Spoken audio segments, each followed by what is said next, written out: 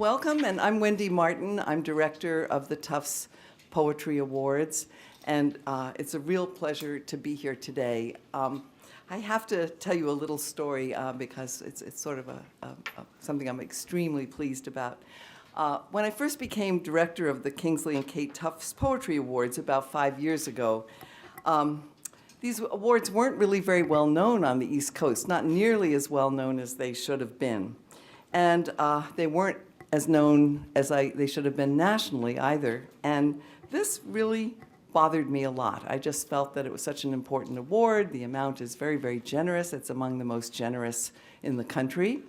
And I thought we just needed to get the word out more. So I made a commitment to let people know everywhere I went and figure out ways to publicize the program, go to conventions, hand out brochures, talk about it nonstop. My friends are all just really sick and tired of hearing me talk about Tufts, but I would get tired of people saying, oh, Tufts Poetry Awards, that must be Tufts University. And you know, as much as I admire and respect Tufts University, I just didn't like the connection. So I wanted them to be saying Claremont Graduate University. In any rate, it was very frustrating, but I persisted, and one of my goals was to have the New York Times run a story about the Tufts Poetry Awards. I just thought, after all, I taught in New York for 20 years, and it means a lot to me that they know about Claremont and they know about the awards. And this year, we achieved the goal and then some. In addition to coverage by the Times, the Associated Press picked up the story, and the articles also appeared in the LA Times, the US News and World Report, and ABC and Fox and the Poetry Foundation all picked up the Tufts story as well. So I consider that just a wonderful, wonderful development. And no one mentioned Tufts University in conjunction with the Tufts Poetry Awards. So that is also an accomplishment. In addition to the judges and poets who have been involved with the Tufts Awards over the years, I would like to thank Rod Levesque, Director of Media and Online Marketing at CGU, for helping us achieve this goal of making the awards nationally recognized. And I also want to thank President Debbie Freund and Dean Tammy Schneider for their support in general for the Tufts Awards, as well as Genevieve Kaplan and Susan Hampson for their many administrative contributions to these Tufts events. It's a pretty major job of orchestration, and Genevieve has been running around you know, with a very long to-do list since dawn, I'm sure. Finally, I would like to honor and express deepest appreciation to the judges who are rotating off of the judging panels this year. Jennifer Chang, who is a poet and teaches at George Washington University, Charles Altieri, who is a scholar of poetry and teaches at the University of California in Berkeley, and Kate Gale, who received her PhD in American Literature from CGU, and who is also a poet and managing editor of Red Hen Press. And finally, David Barber, who is poetry editor of the Atlantic Monthly. They've all done wonderful work, and we are going to miss them very, very much, and I just want to thank them all. I also want to thank Chase Twitchell, poet and former winner of the Kingsley Tufts Award, Stephen Burt, poet and scholar who teaches at Harvard University, and Brian Kim Steffens, who is also a poet and teaches at UCLA, for their continuing service. And finally, a very warm welcome to Don Scher, editor of Poetry magazine, who will join the judging panel next year. That's a very exciting development because Poetry magazine is the oldest and longest published magazine of poetry in the country. It has a very, very venerable tradition, and it is sponsored by the Poetry Foundation, which is just a huge, huge source of support for poetry in this country. I would like to just briefly thank with a present Jennifer Chang and Charlie Altieri. So they are here today, and I hope they would come up, and I'll just give them a little prize.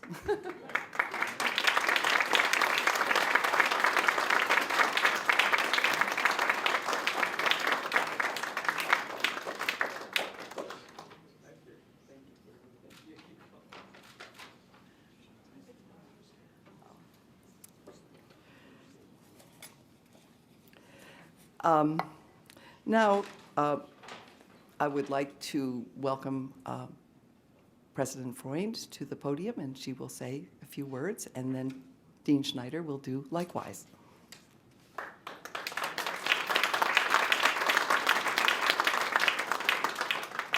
This is welcome, but I'll start with housekeeping.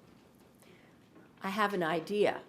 For those of you who had a hard time parking and who are joining us later for dinner, don't move your cars. Use your feet. The house is only 2 blocks away. You go back to 6th Street, which is right in front of this building. You turn left as if you're going west. You go down to Harvard. You've heard of that university, haven't you? And you then turn right, across the street, and you're there, 2 blocks. So you could move to in front of the house, but I would suggest legs, and we'll enjoy it. And I can't wait to see you. The reason I can't wait to see you is this is such an incredible event, and I can't help but saying it's my favorite one. It absolutely is. It's one time of very few that college presidents can actually go to school. I admire your creativity, your words, and your poetry more than I ever can express.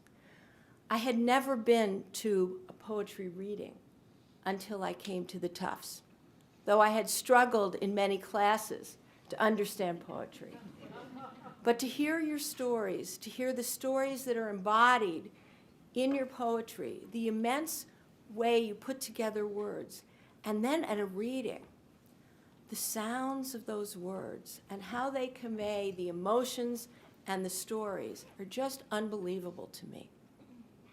I never got a chance to talk about this with my sister-in-law's mother, who happened to be Anne Sexton.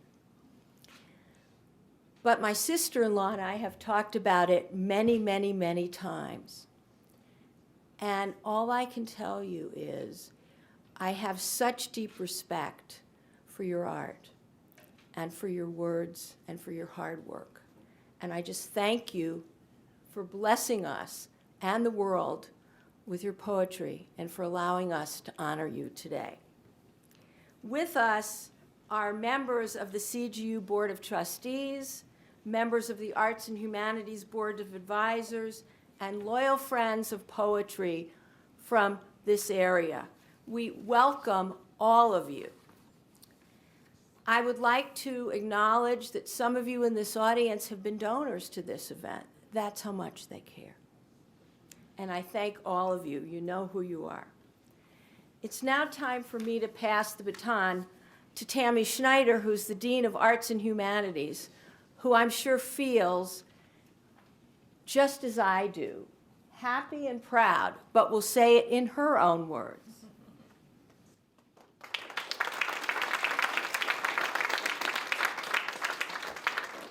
My gosh, there's standing room only. That's great. You can come sit. Anyway, it is an honor to welcome you to CGU on behalf of the School of Arts and Humanities. I have been a huge fan of the Tufts Poetry Award since it first arrived in Claremont back in the old days when Kate Tufts herself joined us for the celebration. And this afternoon, when we had our panel, it was in the founder's room of the library, which is where we used to have the lunch. And I can just see Kate sitting at the table with that grin, and the light was streaming in. It was beautiful. So anyway, I was quite thrilled that that's where the panel was this afternoon. It sort of felt like she was there somehow. Dan, oh, you missed the panel. Never mind. I didn't mean to single Dan Clements out, but I don't even see him right now. There he is, right? Do you remember that? Sure. Yeah, those were beautiful. Anyway, since becoming the Dean of the School of Arts and Humanities, I contemplate every year why I love this event, so I have something to talk about in my introduction.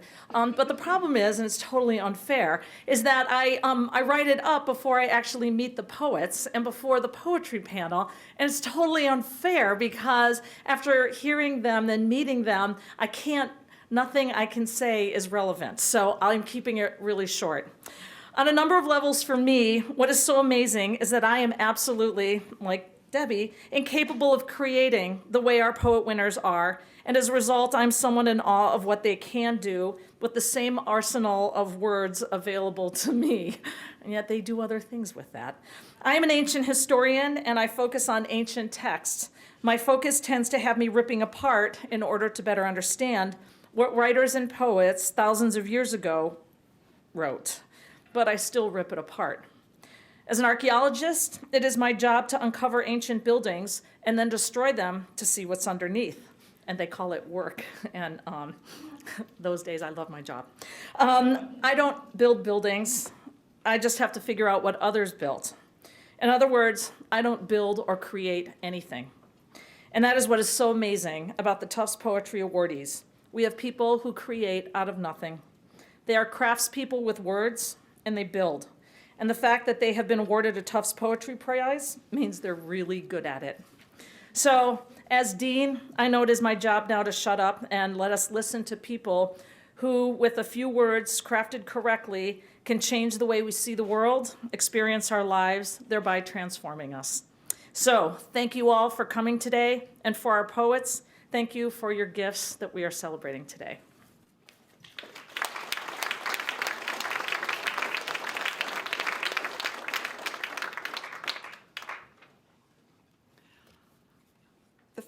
This year, for the first time, I served on the Tufts judging panel. This meant that I spent the winter break reading 69 books of poetry, from which the judging panel would choose 5 finalists for the Kate Tufts Award and 5 finalists for the Kingsley Award. Although American poetry from the Puritans through the 20th century is one of my scholarly specializations, and although I have written extensively about American women poets from Anne Bradstreet to Audrey and Rich, I'm not an expert on poetry of the past 15 years or so, and I don't really have a map of this territory.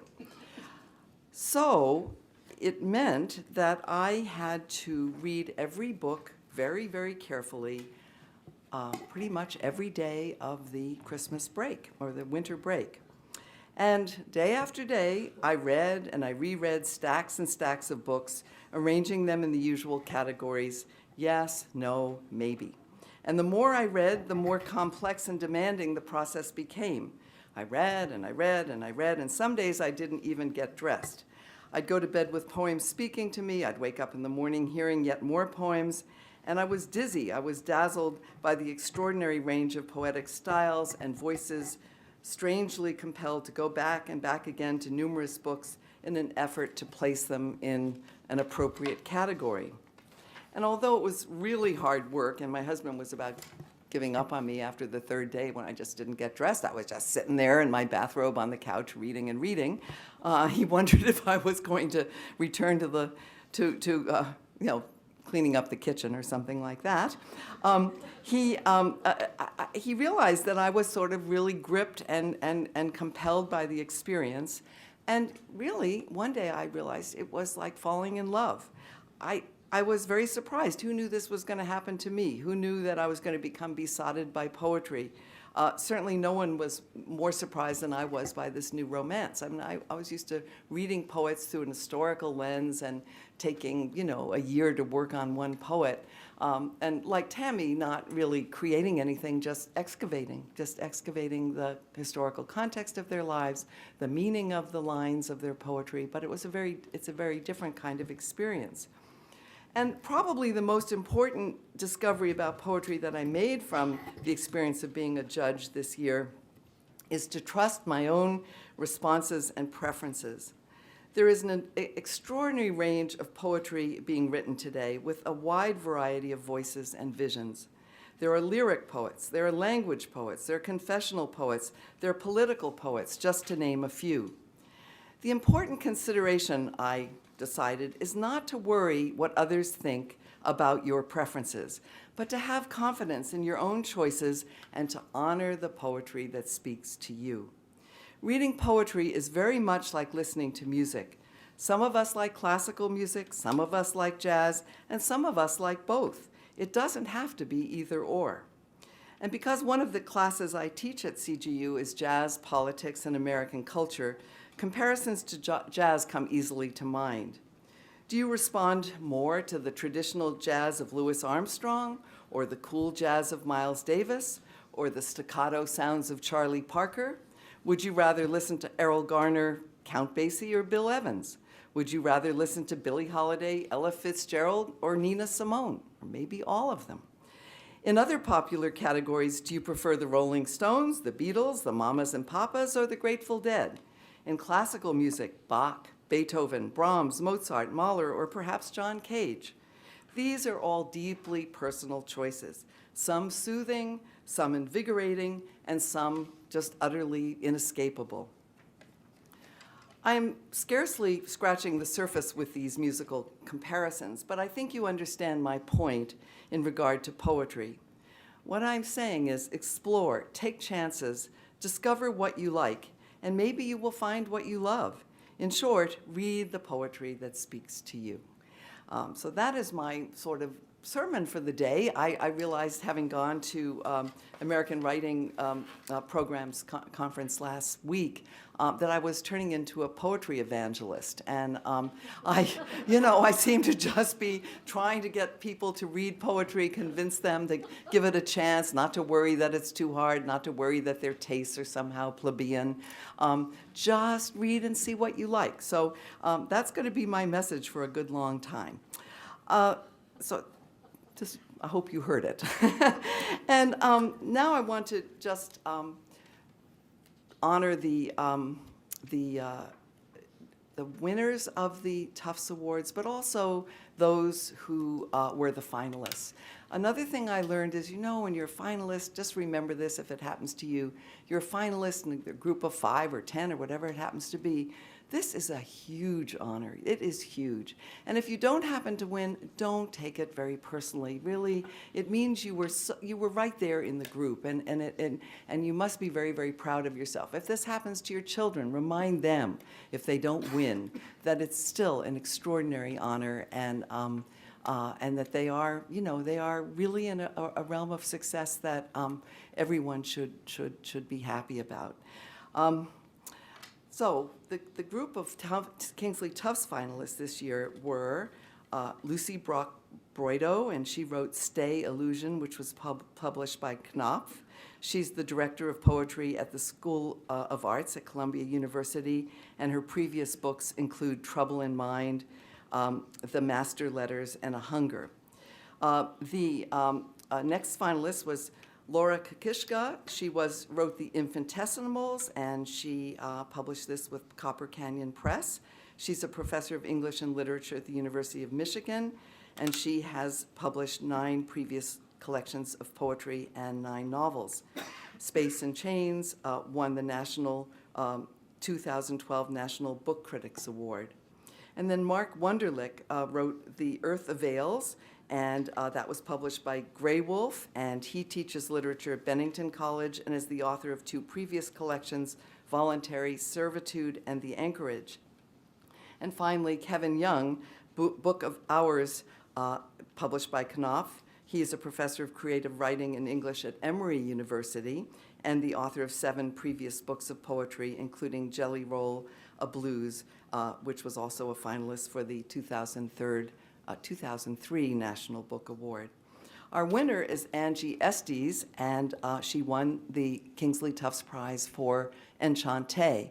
I'm going to give a more full introduction in a few minutes, and she'll be reading to you, but I also want to tell you about the Kate Tufts Awards winners and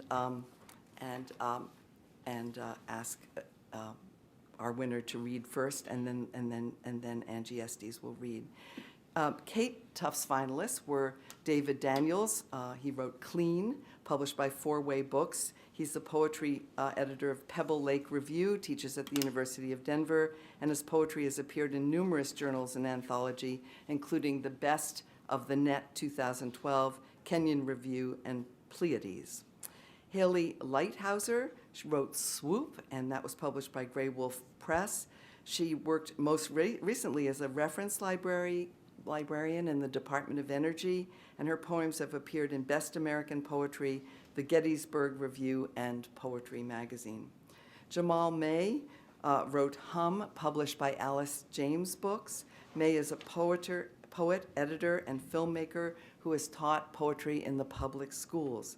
His work has appeared in Poetry, Plowshares, The Believer, and the Kenyon Review. And Roger Reeves published King Me with Copper Canyon Press. He is an assistant professor of poetry at the University of Illinois, Chicago, and his work has appeared in journals such as Poetry, Plowshares, American Poetry Review, Boston Review, and the Tin House. And our winner is Brandon Summ, who wrote The Tribute Horse. It was a winner of the 2012 Nightboat Poetry Prize, and he also has published a chapbook, Babel's Moon, which is the winner of the Tupelo Press Snowbound Prize. His poems have appeared in Indiana Review, Black Warrior Review, Octopus Magazine, and Prairie Schooner. He has received fellowships to the Virginia Center of the Creative Arts, the Provincetown Fine Arts Work Center, and he currently lives in Los Angeles, where he teaches composition in the writing program at the University of Southern California. I'm going to ask Brandon if he would come up and receive his award, and then it will follow, a reading will follow. And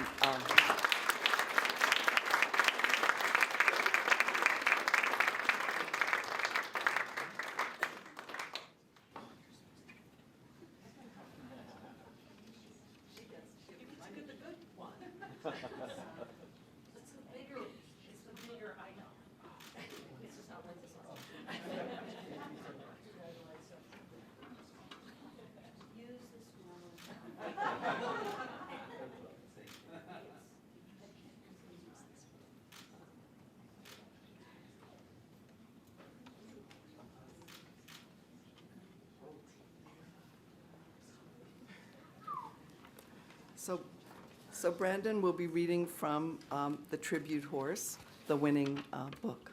Okay.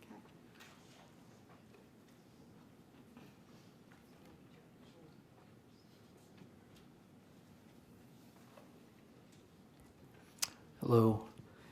It's an absolute honor to be here with you all today. Thank you so much to CGU and the Kate Tufts Awards for taking notice of these poems and finding them worthy of such a tremendous recognition.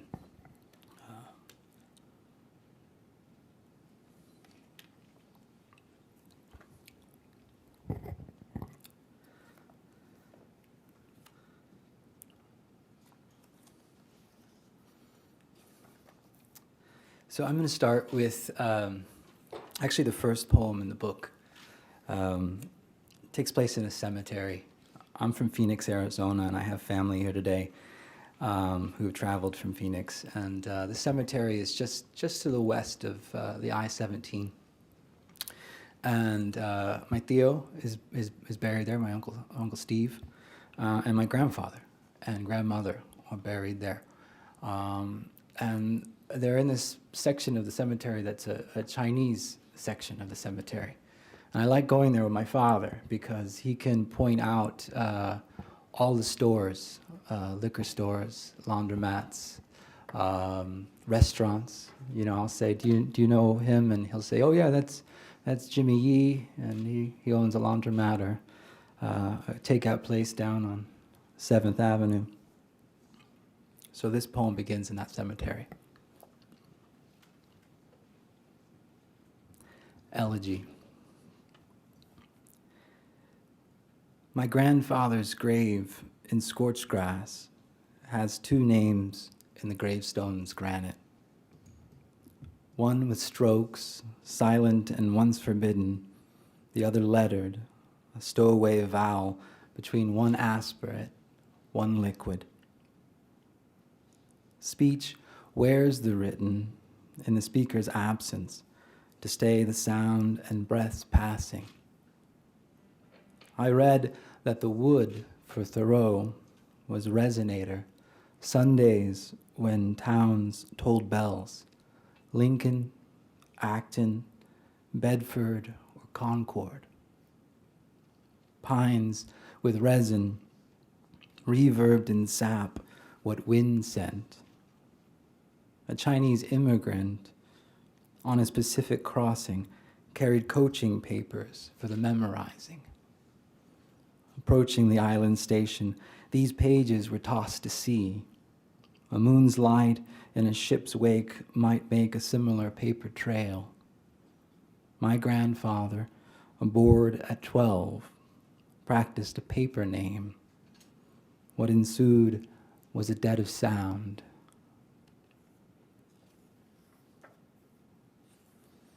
So as the poem mentions, my grandfather came to the United States by exchanging his real last name, which was Ong, for the last name Som.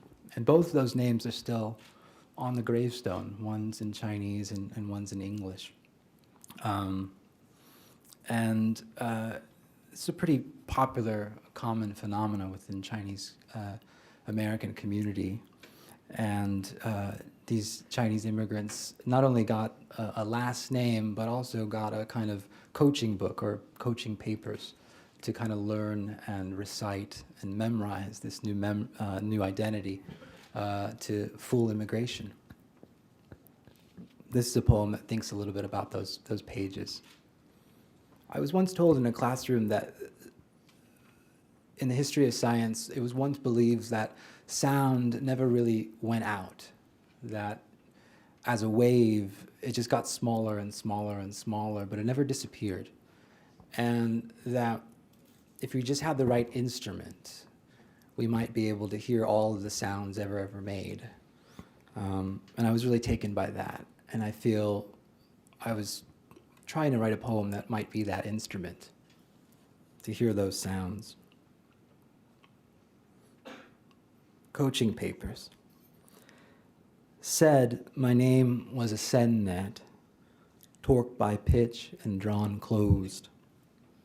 Said aloud, my name swallowed me. Aloud, my name kept me in its net. Nights, I hauled the wet nets, names silent and breathless, across my desk.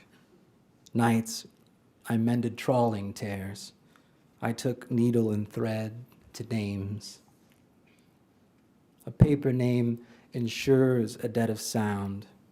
A paper wake, a ream, ripsawed by utter breath.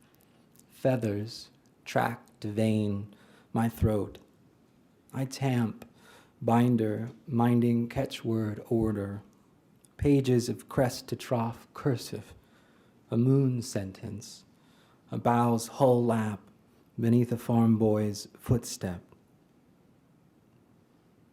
The sea types in italics, voices analogued in the archive, sound bites ship sank or shore tossed, babble for the gleaner. Bowsprit with tin air, I dove and scissored a broomtail, long as the breath my lungs held, long as the vow vesseling vowel. Breath to blood, breath fathomed me. At sea, paper turns to slurry. The pulp's knit slips in the eddy. Above are bare-knuckled stars. Hercules' keystone, Archer's teapot. The sea calms and flatlines a blank. Sign here, or breach and breathe. Fiddle slack, the mute knot. I sift spindrift for sound's wave. Each sound, trill or siren, grain snap of apple, a wood fire. Earbones tap out from air to sea wave. The ears shape sight's physics. The lobe tableau to a stone's throw, round, smooth, for the skip that left the ear wake. Rings where the stone sank. At sea, a boy recites a name. The sea records it in waves. Psalm, aspirate, vowel, liquid, is a vessel of wind and water. On swells, the bow dips and rises like a pen signing the horizon. Psalm, aspirate, vow liquid. There is a C on the coaching pages. The first page was lint left after sifting and drying clothes, washed in a river whose length stretched so far, some claimed the Milky Way for its source. A laundry boy when he first came over, father said of his father, trying to make $1. Other sources cite hive makers. With its wood grain mache, pulp and slur, a wasp masons, utters what it gnaws, walls it say. All good nests recite their trees. Crack a hive's hymnal and read the spackle's small mouth print. Write in that echo, that alphabet.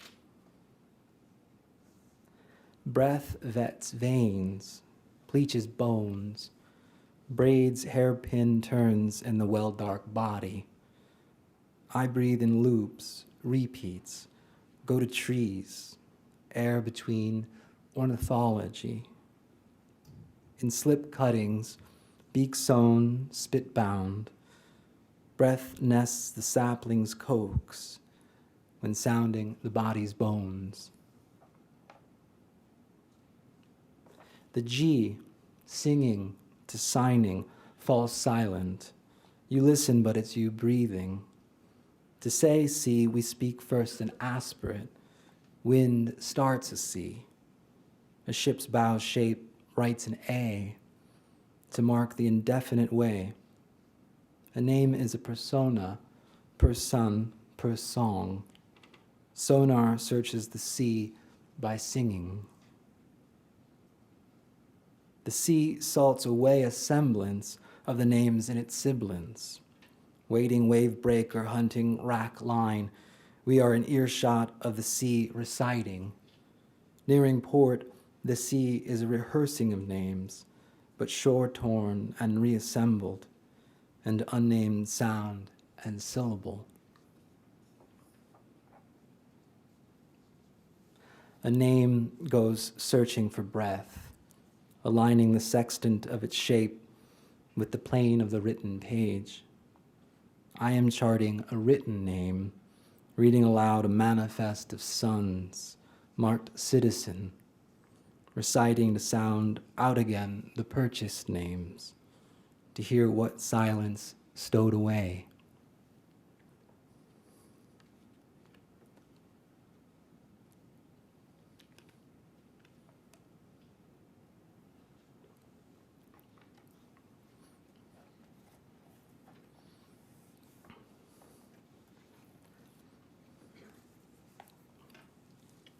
This poem is called Tilde. The twine tied about the bird's leg would some morning still be wet from a neighbor's bath. In air and frayed, the twine streamed out from the twig-thin leg. In winter, the stone bath froze and kept a feather for itself. Saying feather will coax the tongue, that molted bird, to its cage. I stayed in and read for days, sometimes silent, sometimes aloud. With the dark letters smaller than a millet seed, I made all kinds of sound. Rains came. Soon I found the banded bird in a hedge of jade.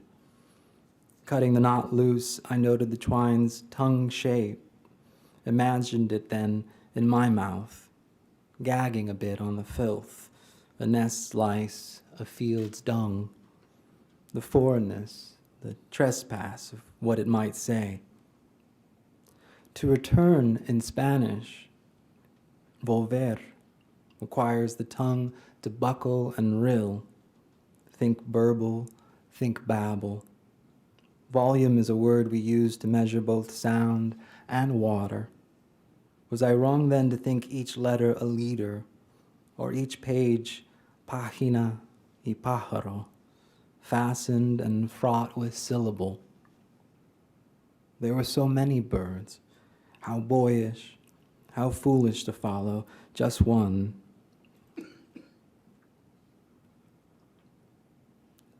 So my grandfather came through in 1928 through the immigration station at Angel Island.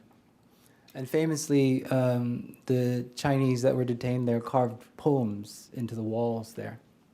One of the poems, and it's there today, you can go visit, in San Francisco Bay. One of the poems in one of the barrack walls is actually a citation. It's a famous Li Po poem. And because I was interested in kind of exploring this dead of sound or this silence, because I was interested in kind of hearing the echoes of these walls, I started doing some sound translations. I found an old 1964 Folkways album of a man reciting this Li Po poem in Chinese. And I started, put headphones on, and I started listening to the poem over and over again, and just tried to find some English words for the phonemes. I call the poem Ulipo.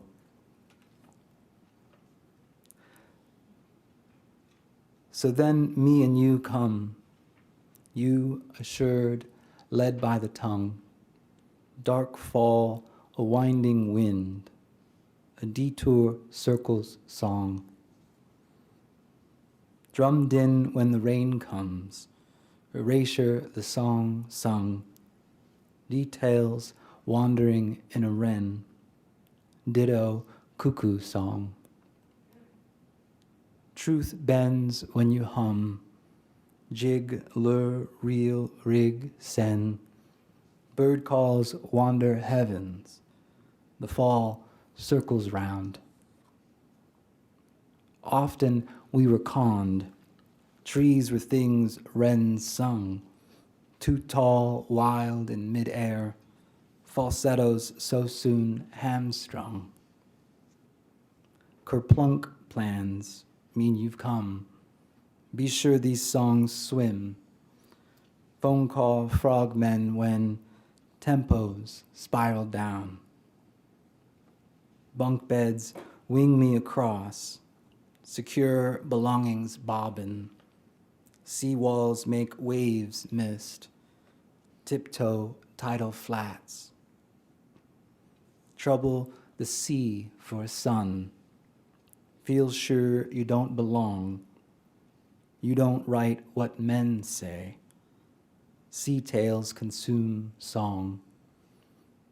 Trundled nights of a nun. Fissures between rival tongs. You sell wontons here. Detuned doo-wop songs. Backhand within each psalm. Young girl in a tea-stained sarong. Make do the long nightmare. Lingo miscues song. Just in sweetmeat buns. Ensure deeds with alms. Doorbells wane once you're in. Dark clouds sluice down shrubs. Strum then strings you've strung. Speech churs inside tongues. You sell wrong names here. Data research shows. Trunks fend off wind that comes. Leeward they have swung. So long waiting here. This talk cites coups wrong. A monk lends me his car. Bugs chur sovereign songs. Clouds shawl a wan mien. A junco suitor calls. Drunk wren between me and dawn. Expert far-flung tongue. Forestall the fading path. Burrow straight through song. Translate dreams in suns. Be sure to tear shit up. Due to wagers made here. Pray tell absurd sounds. Dressed in tight-ass funds. He sure street fought some. Shut out wrong men here. All told, Buckles' song. trumped again, add up sums. Leave sure you've had your fun. Dutiful sons wandered here, laid down bicycles in the sun. Locket syrinx in a palm, procure mahjong songs, judo bygone riffraffs, echoes pseudo song.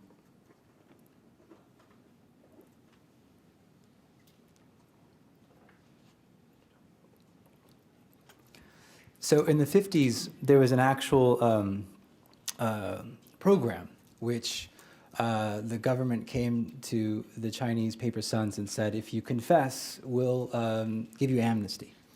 A lot of people refused to do so. It was kind of like if you were to confess, you would be kind of ratting out on lots of other family members.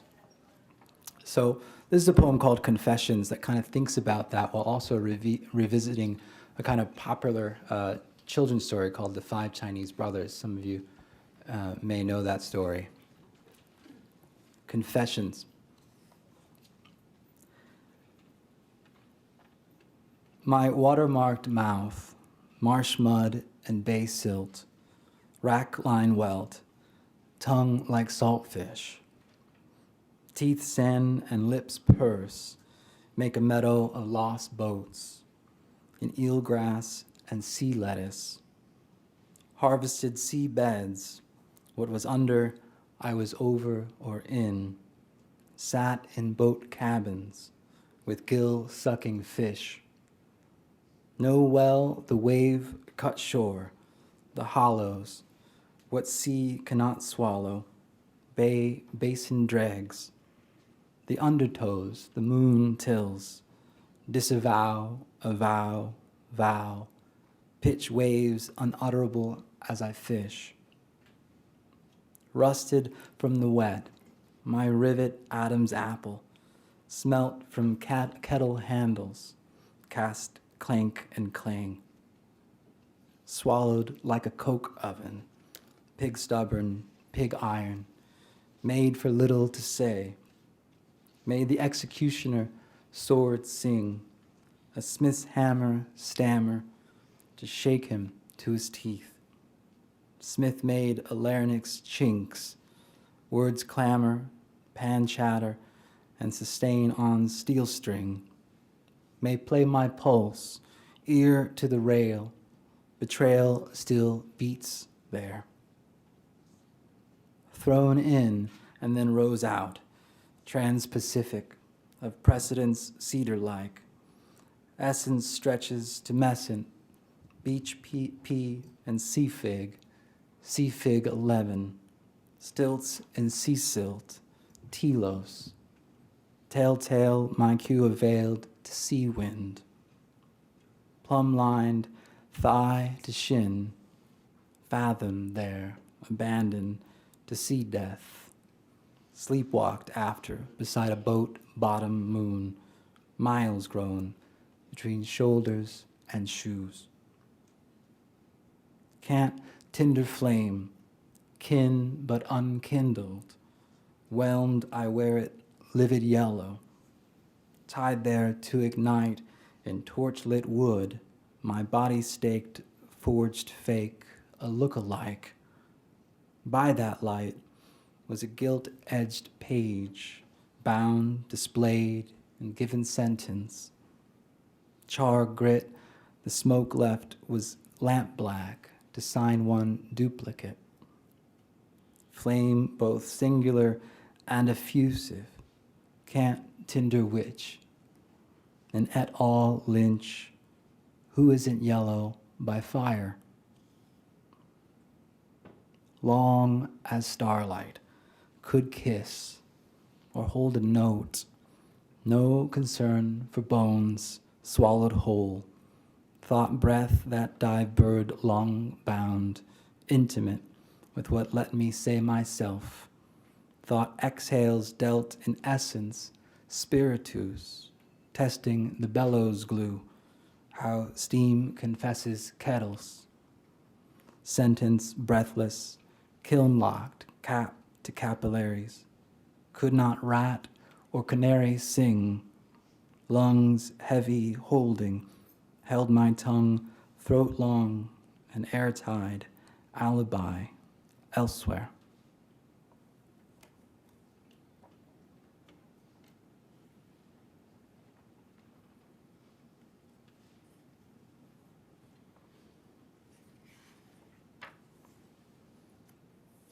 And I'll finish with this poem.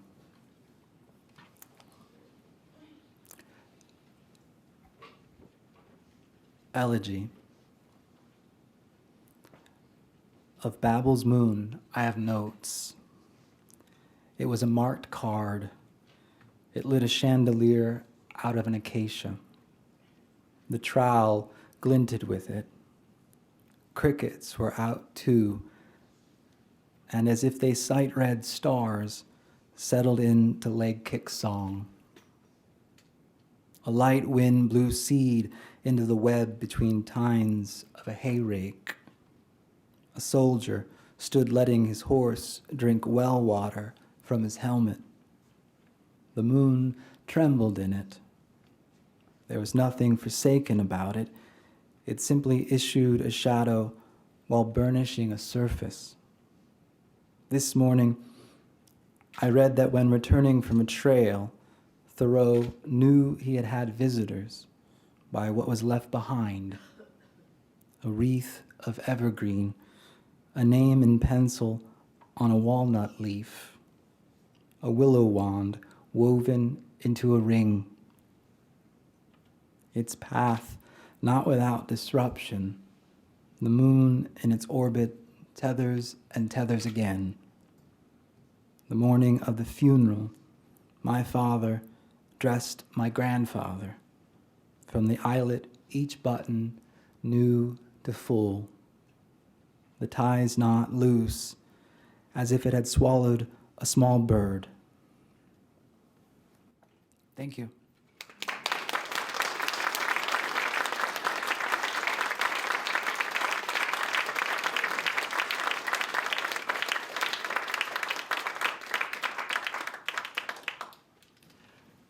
As I indicated earlier, Angie Estes is the winner of the Kingsley Tufts Poetry Award for 2015. She's the author of 5 books of poetry, most recently Enchantee, published by Oberlin College Press. Her previous book, Tryst, was selected as one of the 2 finalists for the 2010 Pulitzer Prize. She is the recipient of many awards, including a Guggenheim Fellowship, a Pushcart Prize, the Cecil Hemley Memorial Award from the Poetry Society of America, and she's also received many fellowships, grants, and residencies from the National Endowment for the Humanities, the National Endowment for the Arts, the Woodrow Wilson Fellowship, the American Academy in Rome, the Lannan Foundation, and the California Arts Council, the MacDowell Colony, and the Ohio Arts Council. Please join me in applauding Angie Estes.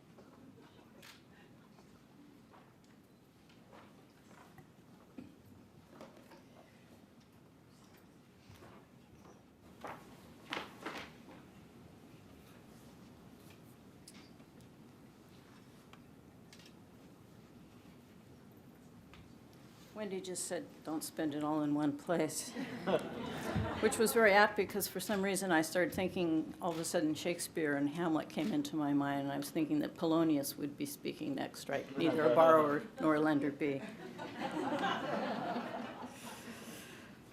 Thanks so much to all of you for being here, and thanks so much to Claremont.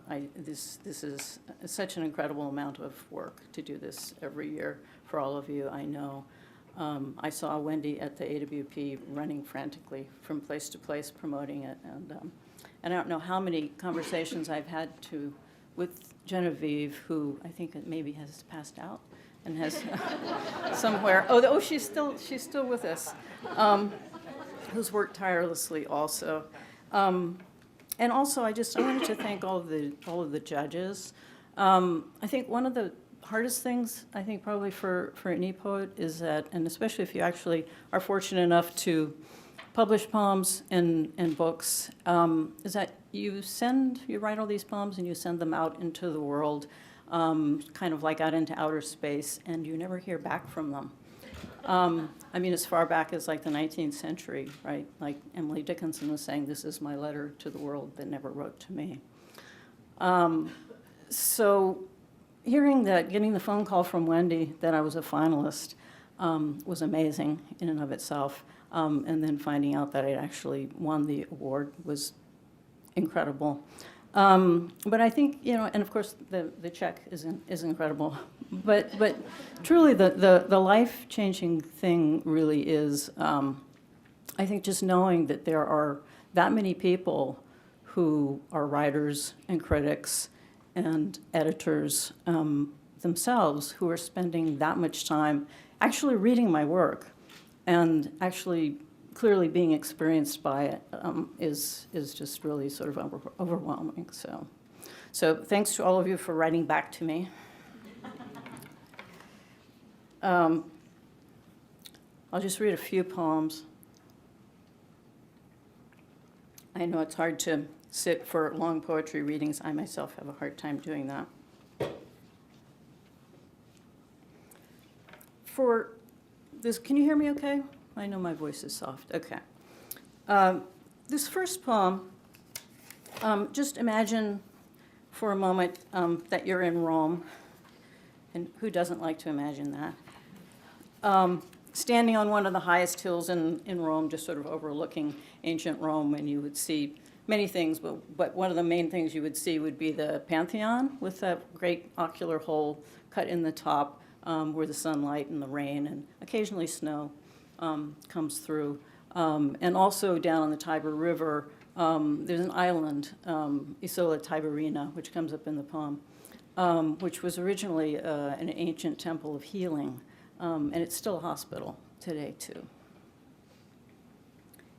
Oh, and I should say that the title of the poem is also the first line.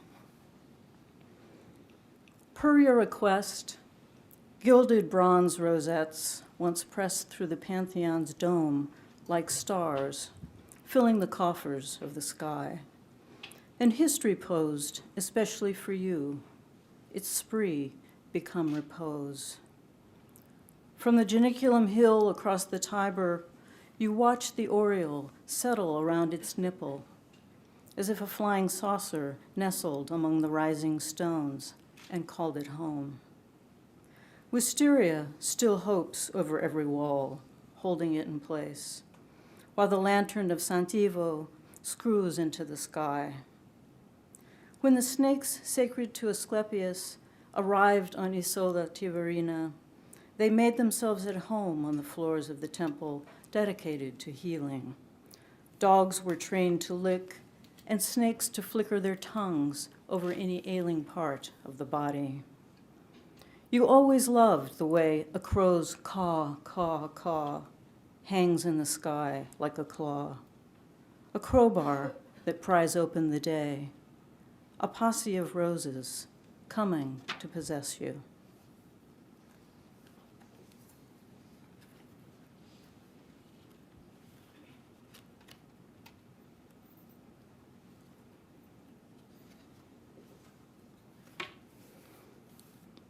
There's a moment in this next poem that actually happened to me. I was doing this writer's residency, month-long residency, and in the middle of it, I had to go downtown into the village and go to a bank and have a power, what do they call it? A power of attorney form notarized. And some of you might know it, Marfa. Texas is a land and residency there. Marfa is kind of as far southwest as you can go in Texas without actually being in Mexico. And I guess its one great claim to fame is that, does anyone know, Marfa, Texas? Is, what? Oh, yes. Well, I was thinking before that, Giant, the film Giant was filmed there, which was, of course, James Dean's last film with Rock Hudson and Elizabeth Taylor. Afternoon. On the front porch, the mud cups of barn swallows hold up the eaves. Push-up bras the swallows keep slipping back into. My mother taught me how to make a fist, fingernails tucked inside, how to slip my hand through nylon stockings without a snag. At the streetlight, where someone has thrown a stone and knocked out a corner of glass, the sparrow enters her nest as we head into the theater for a matinee.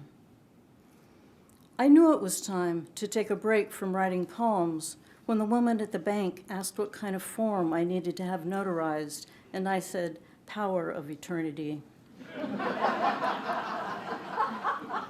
So let's slip into something more comfortable, like character or your native tongue, and then later, after dinner, we can slip out early. But how far can the stargazer lilies walk in their orange velvet slippers? All the way to Point Zero, the point from which all distances are measured in France. If they are thinking of Elizabeth Taylor in Cat on a Hot Tin Roof, leaning against the door frame in her tight white slip. The old films often flickered and skipped, even occasionally slipped in a blank screen. It's how the world would look through the eye of a lizard or bird, some nictitating membrane swept across like a curtain at the end, as we slip from consciousness into oblivion. An act of not exactly forgiveness, but an official forgetting that precedes what's then forgotten.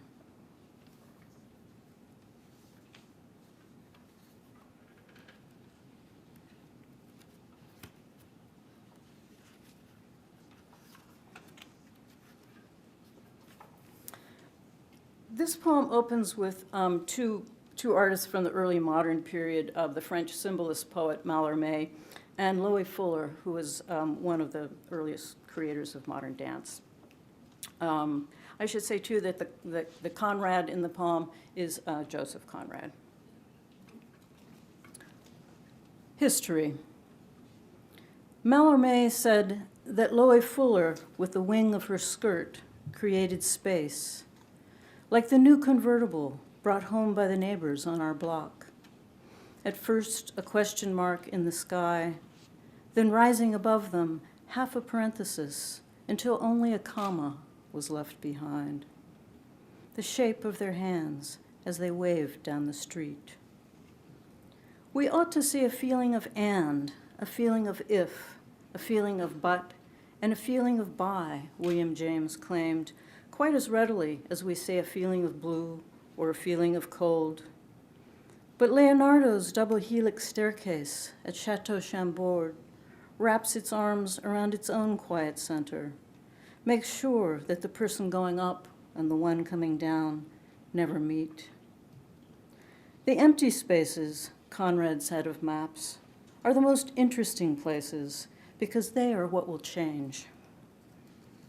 So was it he who invented pinto horses, taught the mockingbird to keep not one, but two blank patches beneath its wings? We could hear the car radio as they drove away, Elvis insisting, "I'll be yours through all the years, till the end of time." From Latin, cor, for heart, to remember in Spanish, recordar, means to pass once more through the heart, the way the blood keeps coming back for another tour, another spin around the block. The yellow-orange sash flapping past the window was memorable, a memorial, so much like an oriole or the scarf that keeps circling the past's held note. Parked by the curb, the wisteria was all ears, a hysteria of listening.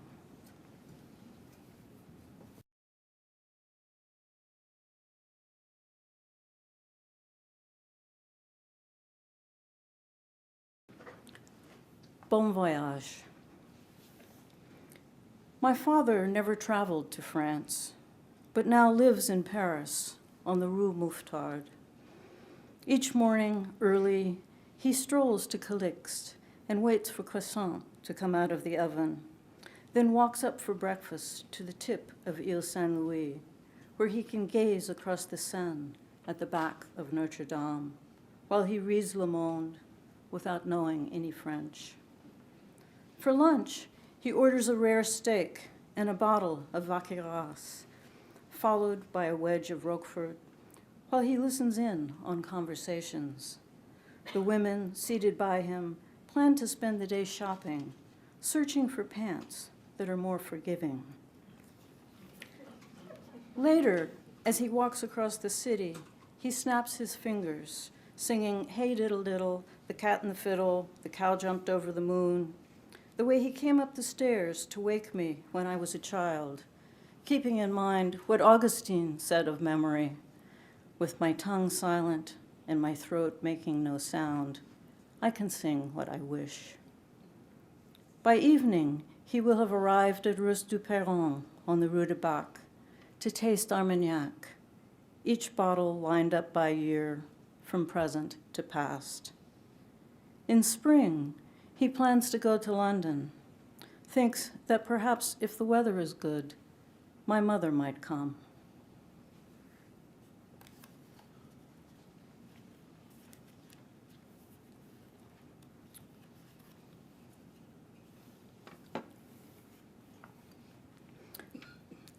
Most of you probably know the film Brief Encounter, that great David Lean, poem based on the Noel Coward play. This poem is kind of a meditation on that film. And the film is ostensibly a love story, although it often seems that the main characters in the film are the trains going in and out of the station and the music of Rachmaninoff. It's great, great, great film. Brief Encounter. The story is the only one I can tell and the only one I can never tell, she says after she has left her lover for the last time, in voiceover to her husband. The only one I can tell and the only one I can never tell. So help me with this, he says. You're a poetry addict. It's Keats. When I behold upon the night-starred face huge cloudy symbols of a high, 7 letters beginning with R. Reading, regalia, rosette, rotunda, royalty, rapture. I didn't think such violent things could happen to ordinary people, she says. Radiant, raccoon, raveled rivulet, raiment, release. Although weeks ago, she and her lover sat in a dark theater and watched the preview of a film announced in flickering font on the screen, Flames of Passion, coming shortly. The chords of Rachmaninoff draw dark lines across their faces, cancel conversation like the diagonal trains that slice the rectangular frames of film in two as they arrive and depart from Milford Junction Station, which, once the lovers kiss, becomes a soundproof room. Reprise, Red Wing, refusal, recount, rhubarb, reserve, reverse, rustles, refrain. Hurrying home in the train, she sees her face, facing her face in the window, racing with darkened trees, like the fragrant pages of a rampant book.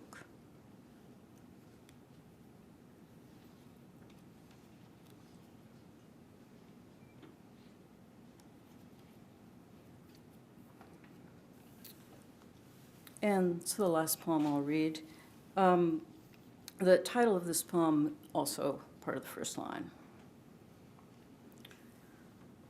Almost autumn, and the sky this morning, already a December sky in Venice, itself a closet lit only by a seam of remembered light. The geese send their silhouettes across it, evidence that something moves on the other side.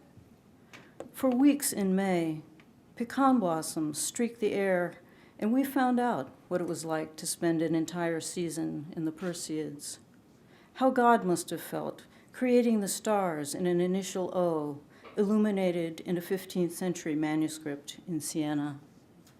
So many stars to touch on the iPad of the night, to name as each turned into light, where, were, never, air. Down here, I've been considering whether these split shingle cardinals are mottled or molting. Probably more like melting in this late August heat. Not one pecan survived this summer, though it's better perhaps not to have them knocking on the roof all hours of the night. I'm trying to see what some call the bright side, how the sun does not disappear, it's just the world turning away. In the Sienese illumination, Earth's a gnarled green marble, the center of zero, something shot clear through to seen. But who inflated the cosmos around it, tossed it out like a blue plastic float? I still think God may be holding up the hem of his gown as he reaches for Livia, livid, ever, seem, until a slip of his tongue lights up oblivion, believe.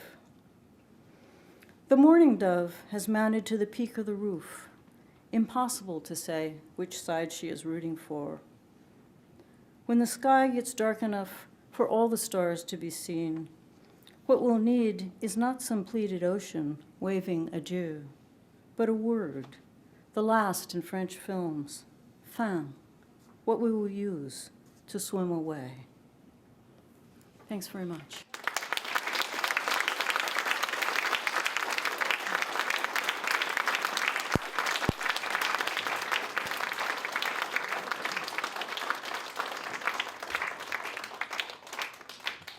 Angie, Estes, and Brandon Somm will be signing books out in the lobby, and there are refreshments, so I hope you will all join us there. Thank you again for coming. Really appreciate it.